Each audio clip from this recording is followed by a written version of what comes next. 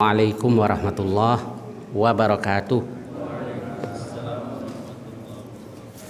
Innal hamdalillah nahmaduhu wa nasta'inuhu wa nastaghfiruh wa na'udzu billahi min syururi anfusina wa min sayyiati a'malina. May yahdihillahu fala mudhillalah wa may yudlil fala hadiyalah. Asyhadu an la ilaha illallah wahdahu la syarikalah wa asyhadu anna Muhammadan abduhu wa rasuluh. Allahumma salli wa sallim wa barik ala nabiyyina Muhammad wa ala alihi wa sahbihi ajma'in, amma ba'd. Kita lanjutkan kajian kita. Kita sampai pada surah Al-Baqarah ayat 31. A'udzu billahi minasyaitonir rajim. Saya bacakan ayatnya dulu. Wa 'allama Adamal asma'a kullaha thumma 'aradahum 'alal malaikati faqala anbi'uni bi asma'i haula in kuntum shadiqin. Wa 'allama Adama, dan dia yakni Allah ajarkan kepada Adam al asma'a, nama-nama, ai yakni asma'al musammayat, nama-nama dari sesuatu yang diberi nama, disebutnya begitu, kullaha, semuanya. Nah, karena di sini ada kata kullaha, semuanya, maka Imam Jalaluddin katakan hattal qas'ata wal qusai'ata, hingga piring, mangkok, wal qusai'ah, piring kecil, kemudian wal faswata wal fusayyah, maaf ini ya Pak, kentut dan kentut kecil dikasih tahu tuh namanya nih itu. Wal mighrafah, gayung, kalau orang kita bilang gayung, bi an alqa fi qalbihi ilmaha, yaitu bahwa Allah menanamkan di dalam hati Adam ilmu tentang hal itu. Maksudnya di sini menjelaskan bagaimana Allah mengajarkan al-asma kepada Adam, yakni diilhamkan di hatinya, dan Nabi Adam tahu-tahu ngerti. Tsumma aradahum, kemudian aradahum, kemudian dia tawarkan, dia tunjukkan kepada mereka. Maksudnya, ayo kamu bisa tidak? Kok hum ya? Kalau dalam bahasa Arab, hum itu kan untuk al-aqilun, yang berakal. Kalau yang tidak berakal itu kan ha, jadi ya, hu bisa. Tapi kalau hum itu khusus untuk akil, gitu. Tsumma aradahum ay al-musammayat. Kemudian Allah tawarkan kepada mereka, apa yang ditawarkan? Ditunjukkan al-musammayat, sesuatu yang diberi nama tadi. Nah, dalam hal ini wa fihi taghlibul uqala, dan dalam hal ini ada taglibul uqala. Saya contohkan gini deh, taglib tuh. Assalamualaikum. Kum itu kan untuk mudzakkar. Kan antum itu mudzakkar, kamu sekalian. Assalamualaikum itu buat lelaki-lelaki, padahal di situ ada lelaki dan perempuan, tapi cukup dengan mengatakan assalamualaikum, namanya taglib ini. Ya, kemudian di sini fi taglibul uqala. Padahal al-musammayat, benda-benda yang disebut nama tadi, ada benda, ada juga yang uqala, manusia, jin dan lain-lain. Alal malaikati, kepada para malaikat. Faqala, lalu Allah berfirman, lahum, kepada mereka, tabkitan. Jadi firman Allah ini untuk tabkit. Tabkit artinya taubikhan au wa iskatan, untuk ngejelekin. Lo bisa enggak? Itu kalau orang kita ya, ayo kamu bisa tidak? Nah itu namanya litabkit. Ambiuni yakni akhbiruni, beritahu aku. Bi asma'i haula'i, dengan nama-nama mereka itu, yakni al-musammayat. In kuntum shadiqin, jika kamu orang-orang benar. Ya, maksudnya kalau kamu orang-orang yang benar, ya kasih tahu, ayo namanya apa ini? Fi anni la akhluqu a'lama minkum au annakum ahaqqu bil khilafah, itu bahwa aku tidak menciptakan yang lebih pintar dibanding dengan kamu. Maksudnya dugaan malaikat kan begitu kan? Oh, nggak mungkin Allah menciptakan yang lebih tahu, lebih alim daripada kami. Wa annakum ahaqqu au annakum ahaqqu bil khilafah, atau bahwa kamu ahakku lebih berhak bil khilafah, terhadap khilafah, yang berhak jadi khalifah kamu kan, gitu menurut para malaikat itu. Wa jawabu syarti dalla alaihi ma qablah, jawab dari syarat itu ditunjukkan oleh sesuatu yang sebelumnya. Itu maksudnya begini, kalau dalam bahasa Arab itu in itu diantaranya in asyartiyah, in taqra aqra, jika Anda membaca saya membaca. Nah, in ini namanya in asyartiyah. Taqra itu syarat, kalau kamu baca. Nah, selanjutnya itu namanya jawabu syartin gitu. Jadi in taqra aqra, kalau Anda membaca saya membaca. Nah, kemudian mana ini jawab syaratnya? Jawab syaratnya adalah dalla alaihi ma qablahu, telah menunjukkannya apa yang ada sebelumnya, yakni in kuntum shadiqin. Jawab syaratnya mana? Tunjukkan, yakni ambiuni, beritahu aku. Baik, saya lanjutkan. Qalu subhanaka, mereka katakan maha suci engkau. Tangzihan laka anil li'atiradi alaika, yakni untuk tangzih, membersihkan untuk engkau dari menentang engkau. Maksudnya subhanaka, maha suci engkau ya Allah, saya tidak menentang engkau. La ilma lana, tidak ada ilmu bagi kami, illa ma'allam tanah, kecuali apa yang telah engkau ajarkan kepada kami. La ilma lana illa ma'allam tanah. Innaka, sesungguhnya engkau, antal alim, engkaulah yang maha mengetahui, al hakim, yang maha bijaksana. Baik, kita ulangi lagi. Kayak di situ ada subhanaka la ilma lana illa ma 'allamtana. Maha suci engkau, tidak ada ilmu bagi kami kecuali apa yang telah engkau ajarkan kepada kami. Nah, kok ini ya, dia katakan subhanaka, maha suci engkau. Ini apa?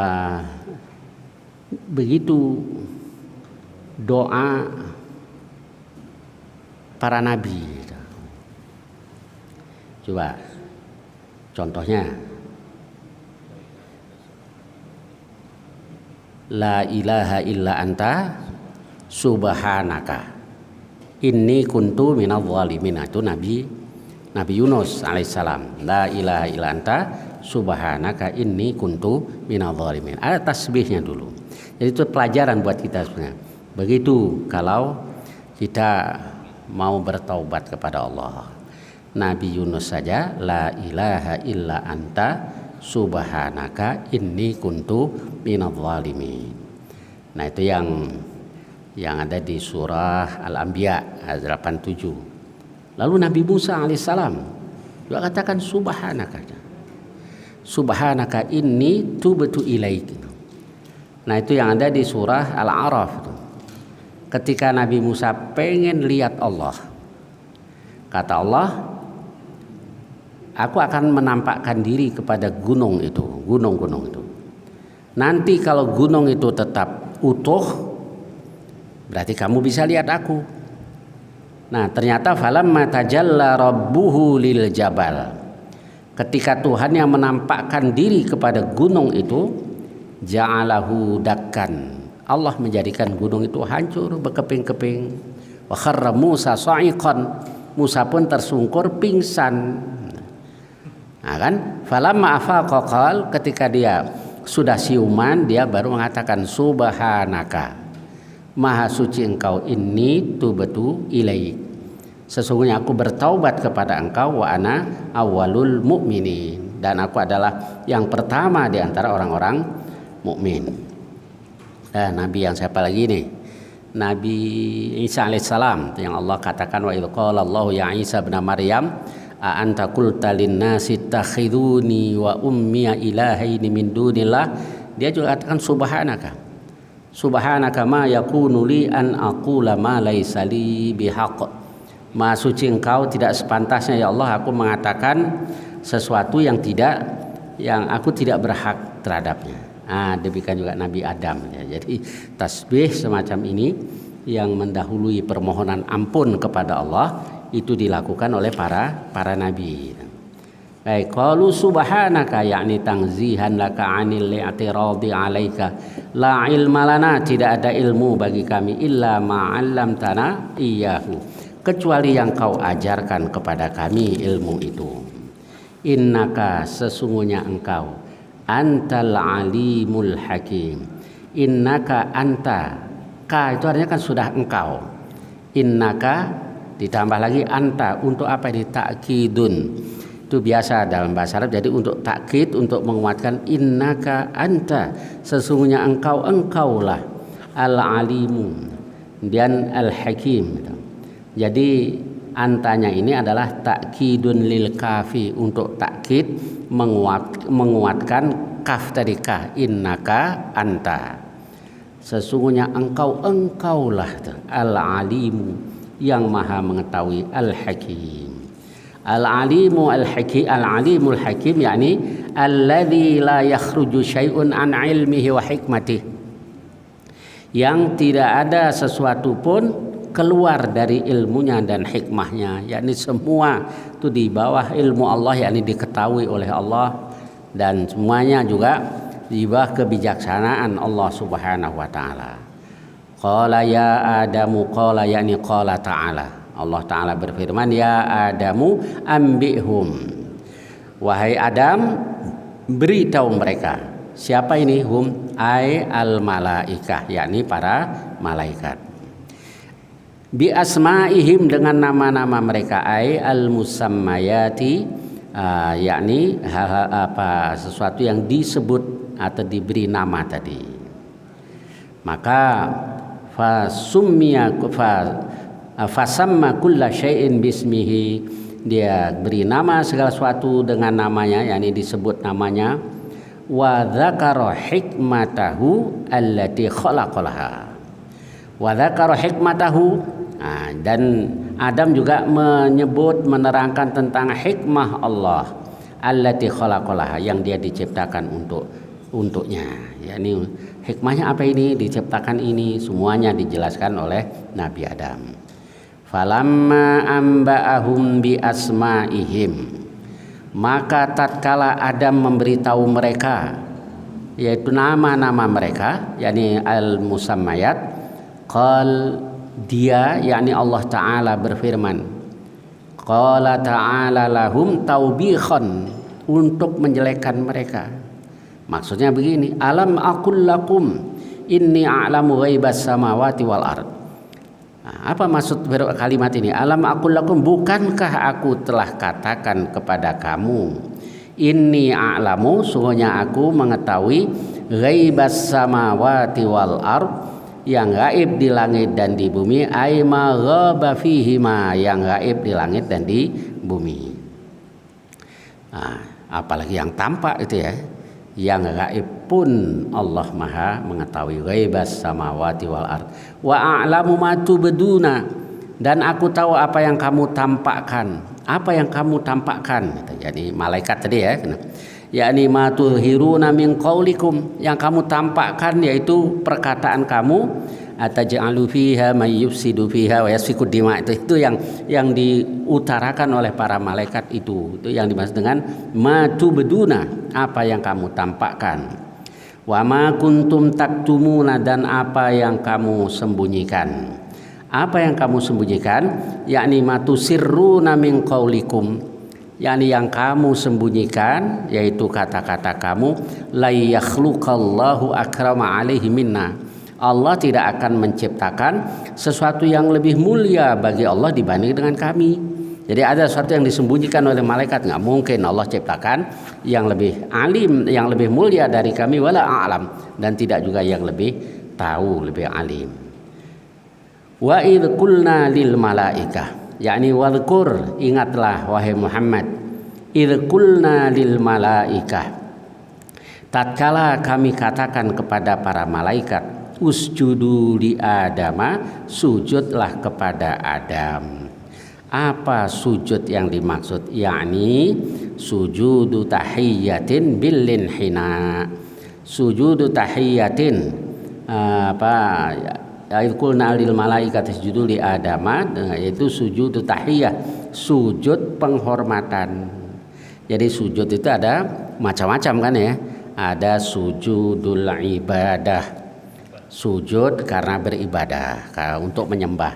Nah, ini dilarang kecuali hanya kepada Allah. Kalau sampai kita lakukan berarti kita musyrik. Sekarang ada sujud tahiyyah, sujud untuk menghormati. Contohnya ini, malaikat, iblis disuruh sujud kepada Adam, ini sujud tahiyyah. Atau keluarga Nabi Yusuf itu yang inni ra'aitu ahada asyara kaukaban, sesungguhnya aku bermimpi melihat 11 planet, ra'aituhum li sajidin, aku lihat mereka sujud kepadaku. Sujudnya itu adalah sujudut tahiyyah. Jadi cuma Rasul tidak menyuruh kita sujud kepada sesama, sekalipun itu sujud penghormatan. Misalnya Nabi katakan, alau kuntu amiran ahadan ayyasjuda li ahadin, kalau saja aku memerintahkan seseorang sujud kepada orang lain, itu pada li ahadin, pada seseorang, la amartul mar'ata antasjuda li zaujiha, niscaya aku suruh seorang istri sujud kepada suaminya. Itu karena besarnya dan beratnya tanggung jawab seorang suami terhadap istri. Tapi Nabi tidak suruh seseorang sujud kepada orang lain. Kalau di Quran ya suruh taat itu aja. Misalnya fassolihatu qanitatun hafidhatul lil ghaibi bima hafizallah. Wanita-wanita yang solihah itu adalah qanitat, yang taat kepada Allah, taat kepada suami dalam hal yang baik. Kalau dalam hal yang dosa-dosa ya nggak boleh taat kepada siapapun. Bahkan Rasulullah SAW katakan la ta'ata li makhluqin fi ma'siyatil khaliq, tidak boleh taat kepada makhluk dalam hal yang mendurhakai khaliq. Baik, jadi sujud yang diperintahkan Allah adalah sujudu tahiyyatin bil linhina, dengan cara membongkok, begitu menurut Imam Jalaluddin. Baik, tapi ada juga yang katakan bahwa kenapa iblis itu tidak mau sujud kepada Adam? Oh, karena iblis itu makhluk yang menjaga iman tauhidnya. Kok bisa ya apa? Padahal ayat berikutnya kan jelas ya. Fasajadu illa iblis aba wastakbar wa kana minal kafirin. Nah, itu sababnya. Aba wastakbar wa kana minal kafirin. Nah, sekarang bisa juga mengartikan begitu. Maka kalau mau baca Quran disuruh ta'awudz kita. Fasta'idz billah minasyaitonir rajim. Berlindunglah kepada Allah dari syaitan yang terkutuk. Nah, ketika kita memahami Al-Quran bisa saja dibelokkan itu. Sesuatu yang sudah jelas itu kadang-kadang ya bisa dibelokkan. Kayak ada lagi itu siapa yang nulis itu. Kenapa Nabi Nabi Lut itu mengatakan haulai banati, itu anak-anak perempuanku. Oh, karena anak perempuannya nggak laku. Bisa begitu ya. Jadi padahal nanti di ayat yang lain, innakum lata'tunar rijala syahwatan min dunin nisa. Kamu mendatangi lelaki-lelaki dengan syahwat bukan perempuan. Jadi itu jelas, kayak di sini juga jelas. Jadi iblis tidak mau sujud karena sombong. Kayak kita lanjutkan. Fasajadu, maka mereka pun sujud, illa iblis, kecuali iblis. Iblis itu adalah abul jinni, bapaknya jin. Kana bainal malaikah, dia berada di antara para malaikat. Saya lanjutkan dulu. Aba, dia enggan, yakni imtana amina sujudi, tidak mau sujud. Wastakbaro, dan dia sombong, yakni takabbaro. Waqala, dan dia katakan ana khairum minhu, aku lebih baik darinya. Wa kana minal kafirin, dan adalah dia termasuk orang-orang kafir. Fi ilmillah, menurut ilmu Allah. Baik, kita lihat lagi dari awal. Jadi di sini ada kata-kata fasajadu illa iblis. Maka ada yang kemudian berpendapat, oh berarti iblis itu salah satu dari malaikat gitu. Karena di situ kan kelihatan begitu ya. Fasajadu illa iblis, semuanya sujud kecuali iblis. Oh berarti sepintas ya sepintas bahwa iblis bagian dari malaikat. Tapi kalau kita lihat di surah Al-Kahfi ayat 50, Allah katakan kana minal jinni fafasaqa an amri rabbih. Dia dari golongan jin lalu dia fasik. An amri rabbih, dari perintah Tuhannya, yakni dia tidak taat kepada perintah Tuhannya. Nah, ayat ini jelas menunjukkan bahwa iblis itu dari golongan jin. Ya, kayak Imam Jaludin juga katakan huwa abul jinni kana bainal malaikah. Jadi dia jin. Jadi jenisnya jin, kan ada manusia, ada jin. Berarti salah satu jin ada yang namanya iblis. Berarti kalau iblis itu nama diri. Al-jin nama jenis, al-insan, al-jin kan nama jenis. Nah, iblis itu nama diri. Syaitan itu julukannya. Maka di sini Allah menjelaskan namanya iblis. Berikutnya nanti baru fa'azallahuma syaitanu anha. Syaitan menggelincirkan Adam dan Hawa dari sorga. Jadi contohnya beginilah. Ada anak namanya siapa ini, misalnya Ali, bandel nih anak, mana itu si bandel tuh, jadi gitu. Jadi iblis itu namanya, nama diri. Setelah dia aba wastakbar, baru Allah sebut syaitan. Jadi julukannya sifatnya itu, dia pembangkang syaitan. Baik, huwa abul jinni kana bainal malaikati, aba yakni imtana aminas sujud, dia tidak mau sujud. Wastakbara yakni takabbur. Waqal, dan dia katakan ana khairum minhu. Itu di ayat lain ketika ditanya oleh Allah, ma mana'aka alla tasjuda idh amartuk. Apa yang menghalangi engkau untuk sujud ketika aku perintahkan kepada engkau? Dia katakan aku lebih baik darinya ya Allah. Engkau ciptakan aku dari api, kau ciptakan dia dari tanah. Jadi jelas sebenarnya ayatnya bahwa iblis tidak mau sujud karena sombong, dan mengatakan ana khairun minhu wa kana minal kafirin, dan adalah dia termasuk orang-orang kafir. Baik, jadi takabur itu makanya dilarang keras oleh Rasulullah SAW. Nabi katakan la yadkhulul jannah, tidak masuk surga man fi qalbihi mithqalu dzarratin min kibrin, orang yang di hatinya ada setitik dzarrah dari kesombongan. Kemudian ada yang bertanya bahwa saya senang pakai baju yang bagus ya Rasul, saya senang pakai sendal yang bagus, apakah itu sombong? Nabi katakan innallaha jamilun yuhibbul jamal, Allah itu maha indah, Allah suka keindahan. Jadi nggak bisa kita menilai orang secara lahiriah tuh. Wah, mobilnya bagus bener, sombong nih. belum tentu. Kadang ya memang dia senang aja mobil yang bagus itu. Ada lagi udah nggak punya mobil, sombong lagi ya. jadi nggak bisa dilihat dari situ. Jadi lalu apa kata Rasul? Al-kibru batrul haqqi. Sombong itu adalah menolak yang benar. wa ghamtun nas, dan menghina merendahkan manusia. Nah, dua hal ini kan berkaitan.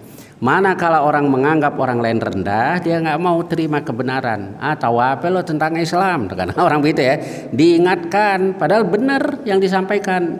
Pak, begini di Quran, tahu apa lo tentang Islam? Nih abah dulu di pesantren 20 tahun gitu. Kadang orang lamanya di pesantren kadang dibanggakan. Kalau ada yang begitu balikin aja.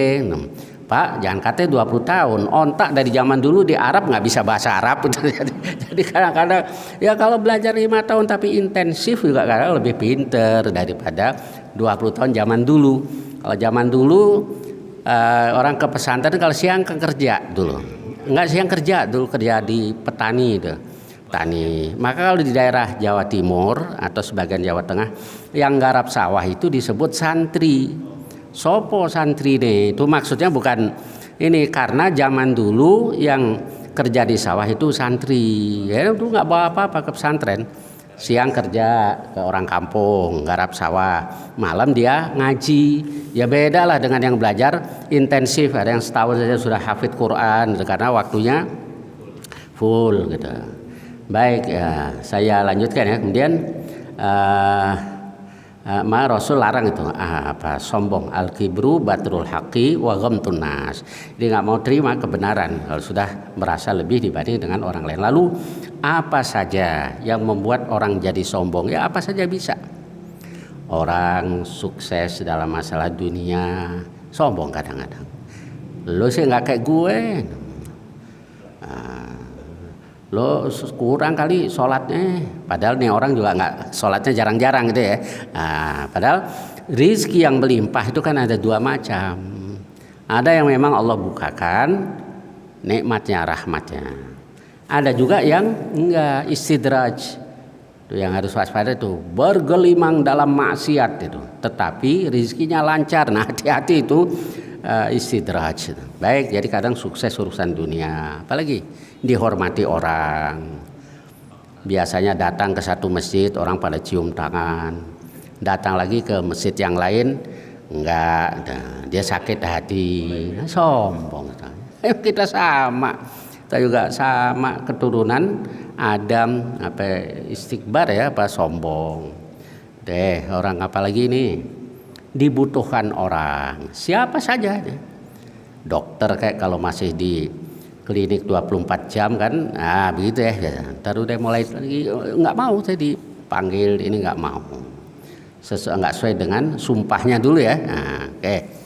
Ustadz juga begitu, kalau dia nggak jaga hatinya, baru pulang dari pesantren tuh, ya Allah saya dikasih ilmu oleh Allah, saya mau menyampaikan ilmu Allah ini lillahi ta'ala. Ada orang ustadz ajarin sholat, iya datang ke rumah saya ajari sholat. Saat ajarin Iqra, diajari Iqra karena itu kewajibannya. Lama-lama begitu udah dibutuhkan orang, paling masuk TV ya, nah udah nggak mau lagi. Ntar ini saat ngisi ya di masjid kami ada acara ini itu, dilihat masjidnya kecil nih, ntar ini saja murid saya aja panggil Ustadz Nanang. Ente nggak dia aneh ya, dia nggak tahu, nggak boleh lah begini apa. Jadi mulai kalau sudah dibutuhkan orang tuh kadang sombong. Tapi yang diberi petunjuk Allah, dijaga oleh Allah, enggak, kaya sekaya apapun dia tetap tawadhu, kayak Nabi Sulaiman alaihissalam. Sepinter apapun, sekalipun dibutuhkan orang, dia juga tetap tawadhu. Begitu dan seterusnya. Kadang punya ilmu yang banyak juga tetap tawadhu. So kadang-kadang dikasih ilmu sombong. Coba kalau lagi diskusi itu sebenarnya ujian banget itu. Kalau lagi biasa itu orang tawadhu. Ketika diskusi, nah iya, misalnya saya profesor lah misalnya itu, ahli hadis itu. Pak, ini kan ada hadis ini, ini profesor itu tahu apa tentang hadis? Bisa saja kan, biar profesor ada satu hadis yang dia lupa, jamaah yang orang awam tahu, ingat. Iya benar, ente benar, hadis itu ada di Sahih Muslim misalnya. Nah, ujian bagi si profesor tadi sebenarnya nggak boleh istikbar. Si yang ikut diskusi tadi juga diuji oleh Allah. Begitu profesornya ngaku, ya saya salah, saya lupa tadi. Langsung cerita, nih profesor aja kalah sama saya. Padahal yang dia tahu satu hadis itu aja, ya tetap aja lebih pintar yang profesornya. Jadi seringkali begitulah Pak. orang lupa ya. Masya Allah, padahal nggak boleh kita ini man ta'allamal ilma, kata Rasul, belajar ilmu, liyumariya bihil ulama, untuk membantah para ulama. Saya kalau pulang dari pesantren, saya pulang dari Mesir, saya pulang dari Madinah atau lainnya, saya mau debat-debatin ustadz-ustadz yang ada di daerah saya, niatnya itu auliyumariya bihis sufaha, atau untuk membantah orang-orang bodoh, auliyuwajjiha biwujuhan nasi ilaih, atau untuk menghadapkan wajah manusia kepadanya biar dihormati orang. Falyatabawa maq'adahu minan nar, hendaklah dia mengambil tempat duduknya di neraka. Balik di Sahih Muslim tuh, yang pertama diputuskan perkara dari kiamat kan yang syahid, ternyata enggak karena Allah, suhiba ala wajhi hatta ulqiya finnar. Yang sedekah suhiba ala wajhi hatta ulqiya finnar, karena ternyata bukan karena Allah. Dan yang ketiga ustadz itu apa? Muallim, yang yata'allamul yaqra'ul Quran wa yata'allamul ilma, baca Quran dan belajar ilmu. Begitu ditanya, udah apa yang kamu lakukan? Saya baca Quran ya Allah karena engkau, saya belajar ilmu karena engkau. Bohong. Kamu baca Quran biar disebut qari, kamu belajar ilmu supaya disebut alim. Tujuannya itu aja, biar disebut alim ya Allah. Sealim-alim kita juga alim-alim kita jangan ada apa-apanya, apalagi di ini ya. Kalau di Jawa, di Jawa Timur atau sebagian Jawa Tengah, jadi kiai itu nggak gampang. Orang sampai sebut kiai itu ya, oh sulit itu.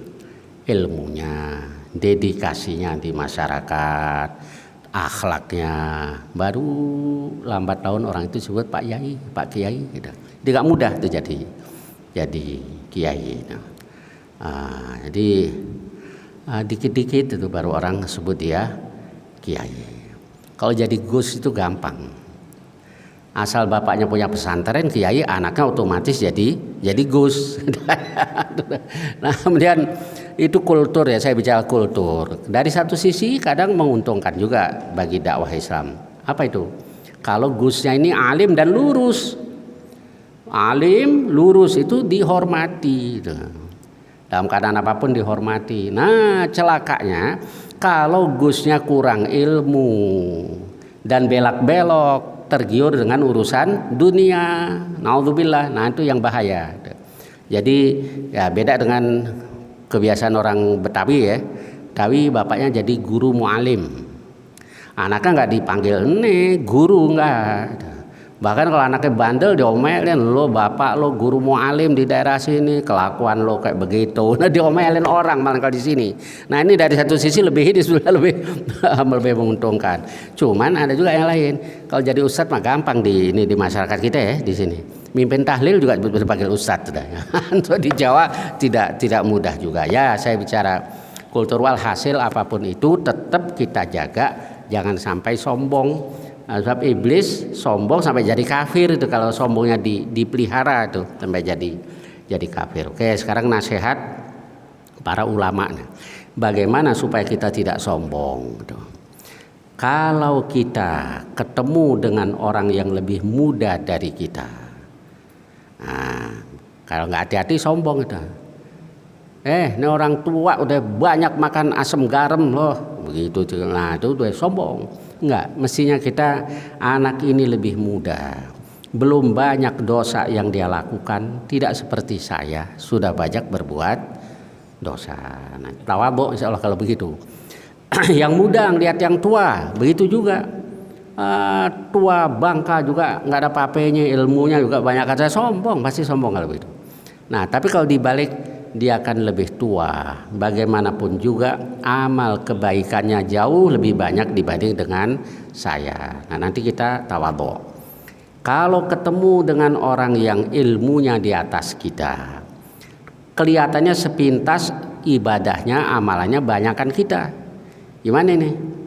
Nah jangan kita katakan, alah biar ilmunya banyak gak dijalanin, mending gue biar cuman begini juga jalanin. Nah kalau kayak begitu jadi sombong nanti. Nah mestinya kita katakan dalam hati, ini orang lebih biar amalnya kelihatannya tidak seberapa atau kelihatannya pas-pasan, karena didasari ilmu yang benar, insya Allah sah dan diterima oleh Allah.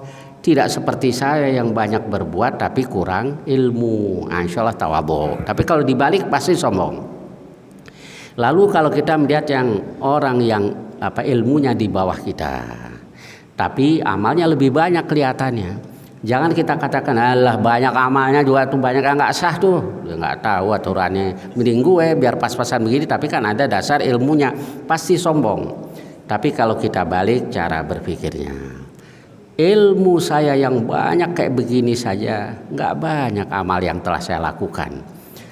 Orang itu ilmunya nggak seberapa, tapi dia sudah banyak berbuat baik. Nah itu ya insya Allah dengan cara begitu kita tidak sombong, jadi tawadhu. Ada kata saya sampaikan begitu, ada yang katakan, Ustaz, berarti nggak bisa amar ma'ruf nahi mungkar dong. Loh ente salah senang. Tetap amar ma'ruf nahi mungkar. Amar ma'ruf nahi mungkar yang didasari tawadhu akan lebih baik dengan amar ma'ruf nahi mungkar yang didasari dengan kesombongan. Kadang maksudnya tujuannya benar, nahi mungkar, tapi setan kadang-kadang masuk di hati. Kayak orang mau nasihati orang, memberikan nasihat itu perbuatan yang buruk? Ya tidaklah. Nasihat, bukan nasihat kan bagus tuh. Nah, dari rumah saya nanti mau kasih nasihat, misalnya Ustadz Nanang. Nah, kalau dia datang, saya menasihatin. Saya nasihatnya di depan orang banyak. Ustadz jangan begitu ya. Ini bukan nasih tapi mufabbih. Orang yang menelanjangi aib orang. Maka ada rubba nasihin asbaha mufaddihan, kata Ibnu Atha. Berapa banyak pemberi nasihat berubah jadi mufaddih, orang yang menelanjangi aib orang lain. Jadi ya Allah, sombong ini ya nggak mudah juga ya. Kita harus hati-hati, jangan sampai ada takabur. Dia tuh, apalagi kalau udah sebetulnya yang dibahas psikolog itu juga ini ya sesuai, banyak yang sesuai lah dengan Islam. Kayak ada istilah narsis itu kan awal dari kesombongan. Narsis kan ujub, kalau dalam bahasa ini ujub kalau dipelihara terus, masya Allah tuh bahaya, bahkan itu orang yang narsis. Baik, saya lanjutkan itu. Waktunya masih ada, tinggal dikit waktunya. Baik, sampai ayat ini saja. Wa kana minal kafirin, dan dia yakni iblis termasuk orang-orang kafir. Baik, silakan barangkali ada pertanyaan-pertanyaan tentang ayat-ayat yang kita bahas tadi atau lainnya yang saya bisa, silakan. Tafadhalu. Silakan Pak Ji.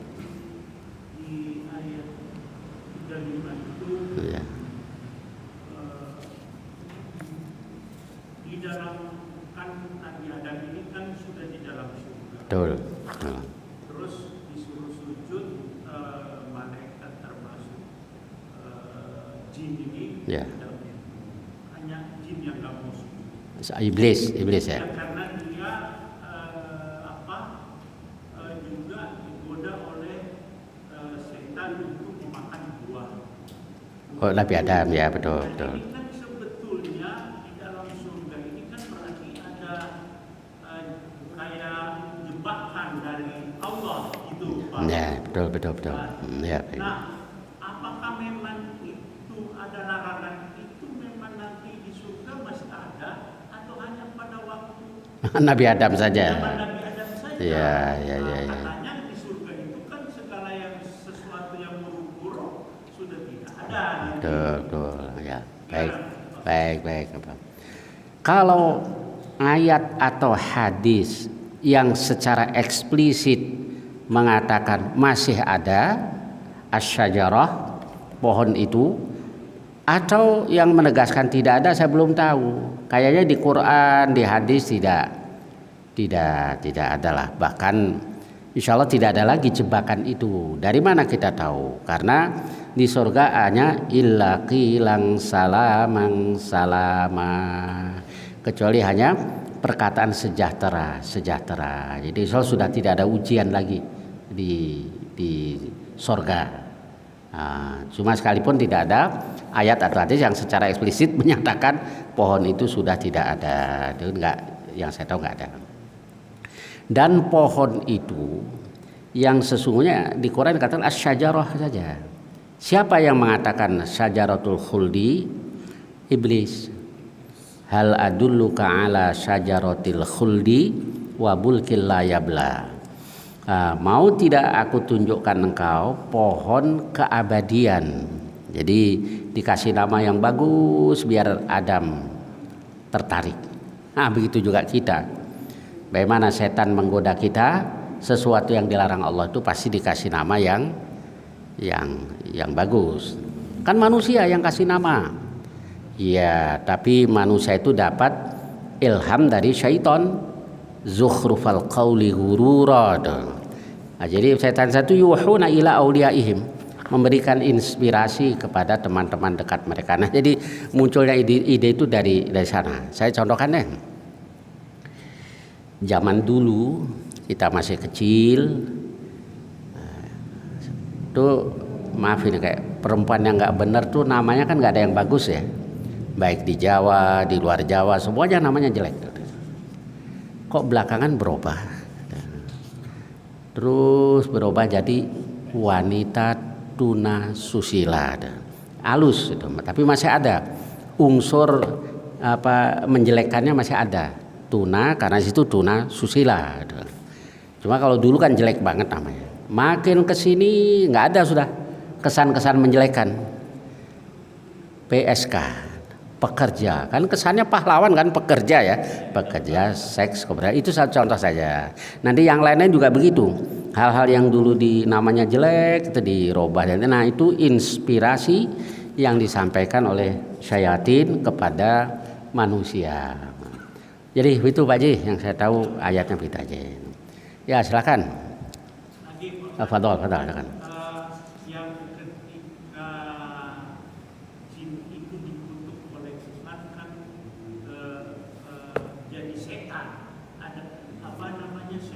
Ya betul.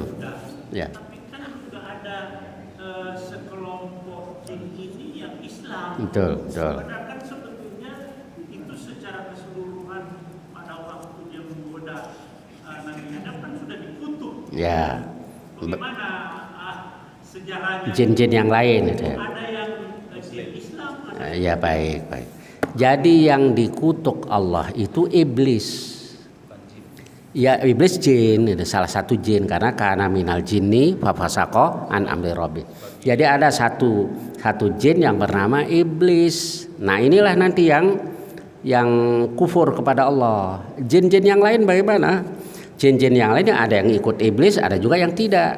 Kayak di surah Al-Jin, jin itu katakan kepada Rasul, kunna tara'iqa qidada. Kami ini berbagai-bagai jalan. Jadi jin itu macam-macam. Jin yang lain. Kalau yang iblis ini tidak ada. Iblis dan keturunannya semuanya ya jadi setan, gitu. Jadi setan. Nah jin-jin yang lainnya ada yang jadi setan, ada juga yang muslim. Itu tadi yang kunna tara'iqa qidada. Jadi dulu ada jin-jin yang mencari berita di bumi. Kenapa kok tidak bebas lagi mencuri dengar dari pembicaraan para malaikat yang ada di as-sama'ud dunya, langit yang terendah.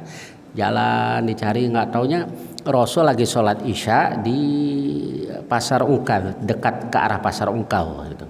Nah kemudian ini ternyata sababnya, lalu lapor ke jin-jin yang lain, sudah diutus Nabi yang terakhir. Nah kemudian di waktu yang lain jin-jin tadi mendatangi Rasul, itu yang ketika Nabi katakan ke sahabat, kamu jangan pindah ya ke sini aja. Malam-malam lalu Nabi pergi. Kok ada suara gaduh hari ini, sahabat mau mendatangi Rasul. Tadi dipesan oleh Rasul, jangan pindah, kamu tetap di sini. Nah, kemudian tapi takut kalau Rasul diculik orang, diapa-apain gitu.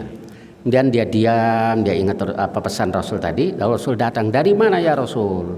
Nah, ada beberapa jin datang ke tempatku. Nah, itu yang diabadikan dalam surah Al-Jin tadi. Dan jin cerita memang jadi berbagai-bagai jalan. Ada yang mukmin, ada juga yang kufur. Lalu para ulama katakan berarti ada yang Yahudi, ada yang Nasrani, ada yang macam-macam lah gitu. Wallahu a'lam. Ya, silakan. Ya, silakan. Saya pernah baca di medsos kalau Nabi Adam itu diciptakan Allah dari tanah, dari segala penjuru dunia. Ya, betul. Dan tingginya itu sampai 30 meter katanya Ustaz. Betul.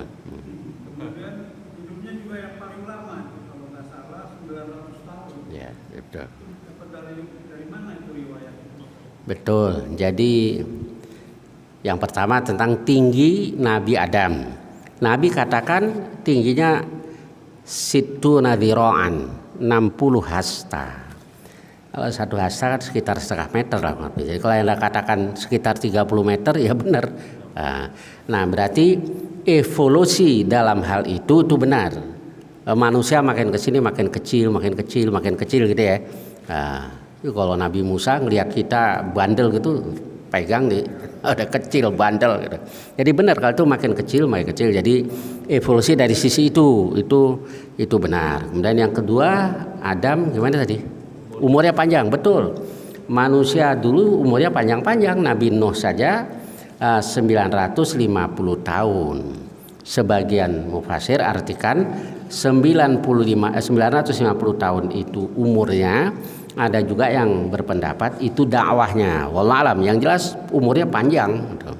Nah makin kesini umur manusia makin kurang. Kemudian Namrud saja kalau nggak salah jadi raja dalam kisah-kisah tadi 300 tahun.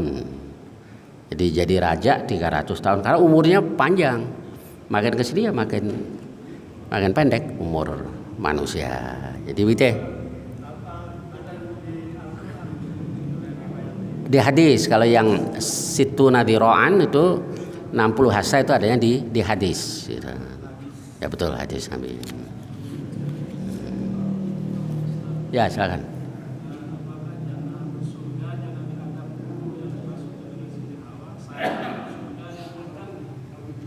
Ya betul. Ini sorga Nabi Adam apa sama ya? Ya sekali lagi, kalau ayat atau hadis yang secara eksplisit menyatakan itu saya tidak tahu. Tapi ada kayak misalnya ketika manusia di mahsyar nanti bingung, terombang-ambing ke sana kemari, itu hadisnya sahih. Hadis sahih. Dan Nabi katakan fayatuna Adam. Lalu manusia mendatangi Adam. Mereka katakan, ya abana istaftih lanal jannah. Wahai bapak kami, mintalah kepada Allah supaya dibukakan pintu sorga. Apa jawaban Nabi Adam? Wahal akhrajakum minal jannati. Gitu. Bukankah yang mengeluarkan kamu dari sorga itu al jannah. Jadi sorga itu. Jadi kalau dalam bahasa Arab tuh kalau ada alnya, tuh kalau dalam bahasa Inggris ada partikelnya lah, de gitu. Maksudnya sorga itu kan. Jadi wahal akhrajakum minal jannati illa dzambu abawaikum. Bukankah tidak ada yang membuat kamu keluar dari sorga kecuali dosa ibu bapakmu ini. Nah, berarti kan di situ kelihatannya ya sorga itu. Nah kemudian Nabi Adam suruh datang ke Nuh. Masa datang ke Nuh nggak bisa, datang ke Ibrahim, datang ke Musa, datang ke Isa-nya, mendatangi baginda Rasulullah Shallallahu Alaihi Wasallam. Itu hadisnya sahih kalang itu. Ya. Ada lagi? Baik, kalau tidak ada sampai di sini mudah-mudahan banyak manfaatnya. Wassallallahu ala nabiyyina Muhammad wa ala alihi washabbihi wasallam. Walhamdulillahirabbil alamin. Assalamualaikum warahmatullahi wabarakatuh.